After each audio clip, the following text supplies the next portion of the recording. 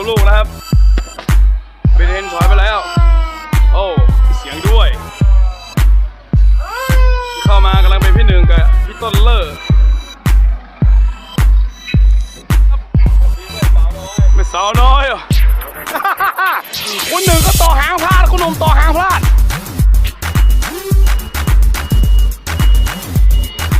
เสร็จเรียบร้อยเก็บไม้หมอน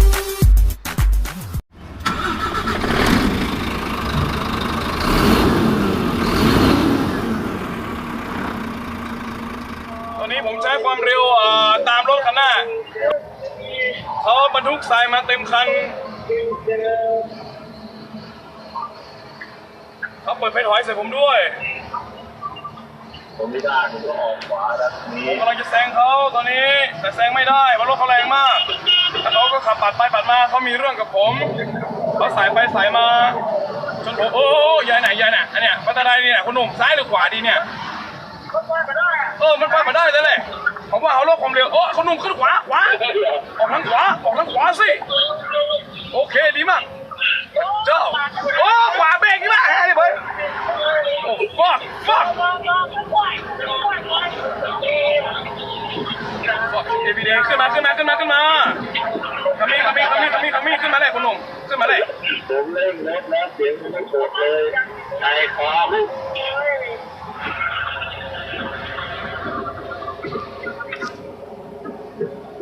ผมเลยตามหลังรถข้างหลังมาเราเปิดไฟสปีดเดอร์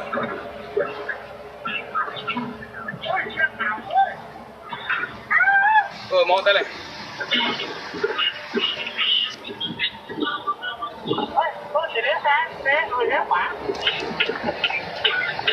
กำลังตามคุณมาอยู่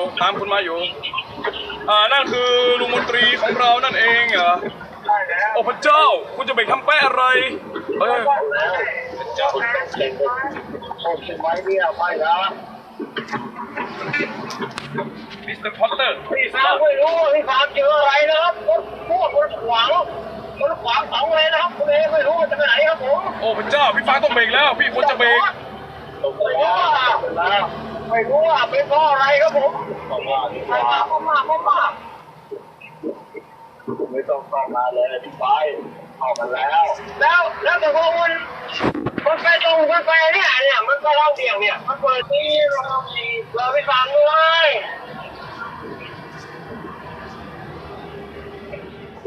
ตอนนี้เจอพี่เงาะอยู่ที่ลานคุณหนุ่มด้วยพี่ปังกำลังตามมาพี่หนึ่งมองไปแล้วคุณรอนก็คงจะกลับบ้านแล้วแหละนะคุณรอนยังมีชีวิตอยู่เรามองข้ามเข้าไปเลยตอนนี้ผมมาถึงลาน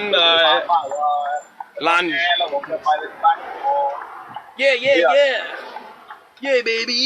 yeah shut the fuck up dude เอาแล้วนะเรามาถึงลานดีๆทรานสปอร์ตความบันเทิงมันเริ่มขึ้นแล้วไปตรงคุณไปคุณเอเนี่ยไปตรงไหมอ่ะตามไปตรงเลยครับพี่ตรงมาไปทางเก่าได้ไหมไปทางเก่าได้ไหมอะไรนะไปทางเก่าได้ไหมได้พี่จะต้องไปเข้าหน้าอยู่ใช่พี่ก็ต้องไปเข้าหน้าอยู่ดีต้องไปจังไหนอ่ะเนาะเฮ้ยทำไมตรงนี้เกียร์3พี่กองทรายละเอียดอยู่ตรงนี้นะครับเราจะถอยดันกองทรายละเอียดกันวันนี้ผมเอาทรายละเอียดเข้ามาส่วนคุณหนุ่มก็เอาทรายหยาบคายเข้ามานะครับนี่คือร้านดีๆ Trans Master นะครับพวกเรามาถึงแล้วมันจะผิดทางนี้ก็ไม่ผิดมันก็เปิดทำไม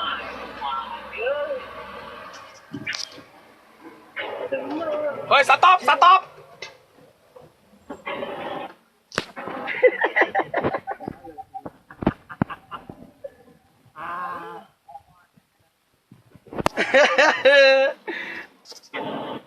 รายละเอียดกันหนุ่มกำลังดำนะครับผมกำลังดำเช่นเดียวกันที่ลานดีๆ Transport เราจะไม่กระแทกฝาท้ายนะครับคุณเอเป็นที่บ้านนะครับตอนนี้ทำอะไรไม่มาโดนสายไหนดูเต็มที่นอนใช่เลยครับคุณรอนคุณละเก่งคุณรอนนี่ฉลาดกว่าที่ผมคิดนะฉลาดกว่าหน้าตาอีกและว่าเล่นกันไปได้นะครับคุณร้อนคำ พอใส่ฮะ ตอนนี้ผมตื่นเช้ามาเลยต้องมีใครทำมาเลยทำคนเดียว รถ ที่ผมทำไม คุณก็จะกลายเป็นศพในไม่ช้านี้ โอ้ไม่เป็นไรหรอกคุณเลยได้เลย ไอ้ก้าวเตรียมตัวต้อมทรายวันนี้เสร็จน้ำเรากำลังต้อมทรายเสร็จน้ำเรากำลังต้อมทรายนะครับ ไป เสร็จน้ำไงพี่ ในร้านอยู่ไหม อยู่ครับพี่อยู่นั่นแหละพี่ฟังกลับบ้านนี่ก็คุณหนุ่มนะครับเขาฟิกเงาะกำลังจะไปนี่ก็คุณหนุ่มเขากำลังถอดหางนะครับนี่คือวิธีถอดหางนะครับต้องใช้เหล็กมาค้ำ ได้ไม่ได้วิธีโอนตัวลูกพ่วง ปลดตัวลูกนะครับลมคุณหนุ่มก็ย้อนเหมือนผมเลย แล้วนะ จ่ายต่อยเสียท่อยเสียนั่นเอง อะไรพูดนะครับ เสร็จเรียบร้อยแล้วก็นี่คือเสร็จเรียบร้อย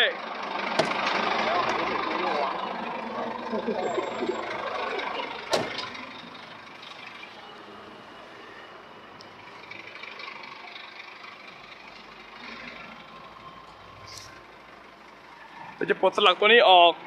เหมือนกับรถคันนั้นนะครับทีนี้เราไปเจอเสือดำ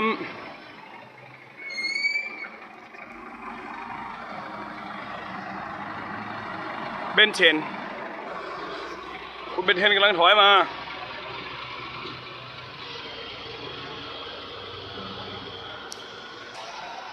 เบนเทนถอยไปแล้วโอ้มีเสียงด้วยที่เข้ามากำลังเป็นพี่หนึ่งกับพี่ต้นเลอร์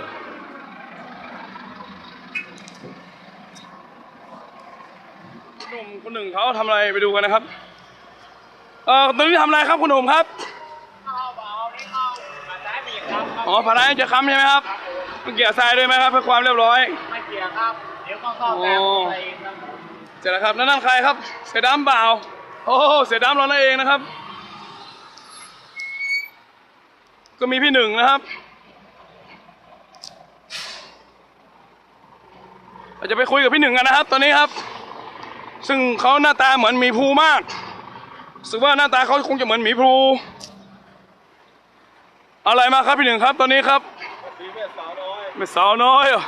ตอนนี้พี่เอาสายยามแล้วได้ครับ ถ้าทัชกรขณะผมไม่ได้ขับผมยังรู้แม่งเลยครับสดชื่นมากดูไฟเขาแจ่มสดชื่นทุกอย่างได้หมดเลยนะครับถ้าสดชื่นนะครับจัดไปแต่ไปดูในรถเขาแอบดูกันข้างในมีอะไรบ้างโอ้หัวเกียร์แท่งเกียร์ที่เหมือนกับมีออปชั่นเสริมน้ำหอมหน้าเขาเหมือนมีภูไหมครับดูเหมือนมากเลยเห็นไหมขอบคุณแล้วโอ้คนหนึ่งต่อหาง คนหนึ่งก็ต่อหางพลาดคุณหนุ่มต่อหางพลาดเกิดอะไรขึ้นครับคุณหนุ่มครับรู้สึกว่ามีปัญหานิดหน่อยนะครับคุณอายไหมครับที่คุณต่อพลาดครับ แต่งแฟนครับผมตั้งลำมาตื้อครับผม อ๋อนี่อาจจะเป็นข้อแก้ตัวนะครับ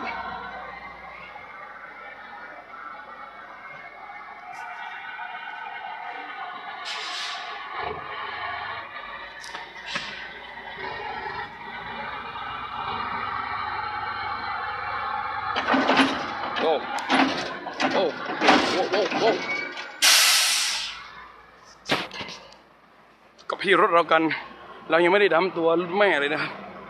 ขอไปดำตัวแม่ก่อนนะครับอันนี้ผมเองนะครับตัวในบันทึกรถหลายๆคัน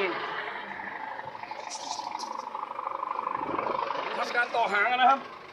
ต่อหาง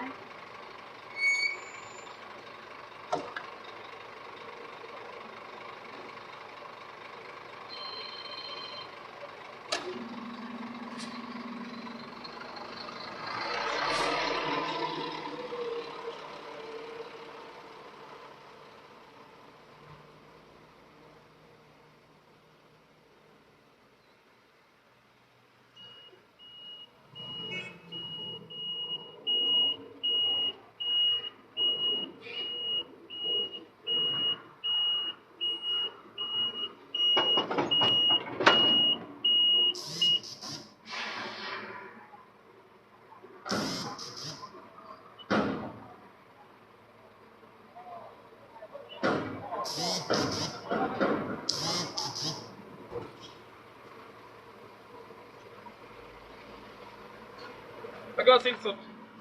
การเสียบหางที่ถูกวิธีนะครับค่อยๆเข้า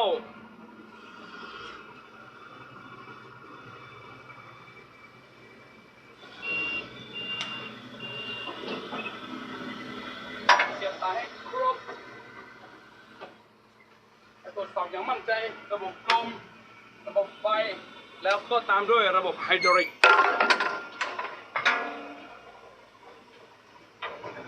เช็คความมั่นใจ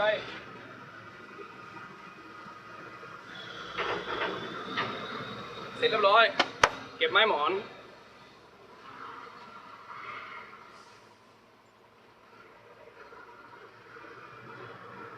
ก็เป็นอันจบนะครับกับการต่อหางในเย็นวันนี้เรียบร้อยแล้วนะครับ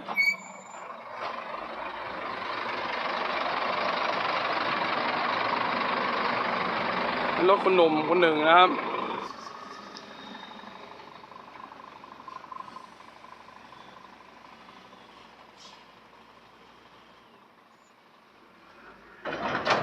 ต่อได้สวย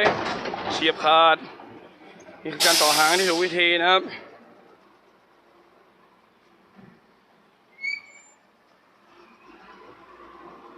ผมจะบอกวิธีต่อสายที่ถูกต้องนะครับ ยังไงนะครับลองดูหน่อย เราต้องเริ่มจากตรงนี้มาเพื่อมาให้เสื้อเราเพื่อนได้ ตอนนี้ครับนี่คือดัมของอู่ CT Truck ที่ผมสาธิตไปเมื่อกี้เป็นของ3มิกมอเตอร์นะครับตอนนี้ต่อสายไฟเช็คให้เรียบร้อยต่อเป็นระดับบุคคลคนนี้เคยเป็นกุ๊กโรงแรมระดับ5 ดาวมาก่อนนะครับเขาผันตัวมาขับรถพ่วงเพราะว่าเขาอนาคตแย่ตรงที่ว่า อะไรครับ ได้เงินน้อยนะครับนี่คือคนหนึ่งคุณต้นนะครับเขาไปตรวจดูข้างหลังเดี๋ยวไปดูกันครับว่าเขาตรวจดูอะไรกันทรายความเรียบร้อยนี่แหละครับคือสัญชาต สายทั้งนั้น นั่นเห็นไหมแต่มีผมคนเดียวที่ยังต่อหางไม่สำเร็จ